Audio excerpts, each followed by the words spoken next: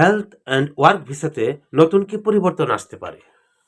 Well, sir স্টিমারের যে প্রস্তাবনা আছে, হোয়াইট পেপার প্রস্তাবনা, যেটা 12 মে 2025 সালে ঘোষণা করেছেন, এই প্রস্তাবনা অনুসারে health and social care worker ভিসার যেটা পরিবর্তন আসছে সেটা হচ্ছে 2028 সালে পর্যন্ত যারা অলরেডি ইউকেতে আসেন তারা আবেদন করতে পারবেন, অথবা এই ভিসাতে তারা সুইচ করতে পারবেন, অর্থাৎ আনটিল 2028। কিন্তু 25 সালের কোনো একটা সময়, সে সময়টা এখনো বলা হয়নি, যে ওই সময়ের পরে এই অ্যাডাল্ট সোশ্যাল কেয়ারের যে খাতে নতুন করে সোশ্যাল অ্যান্ড ওয়ার্কার ভিসায়, হেলথ কেয়ার ওয়ার্কার ভিসায় আর নতুন করে আবেদন করতে পারবে না বাইরে থেকে। তবে এই নিয়মটা কখন আসবে, কখন এটার সম্ভাবনা আসে, এখনো সেটা নির্ধারিত হয়নি।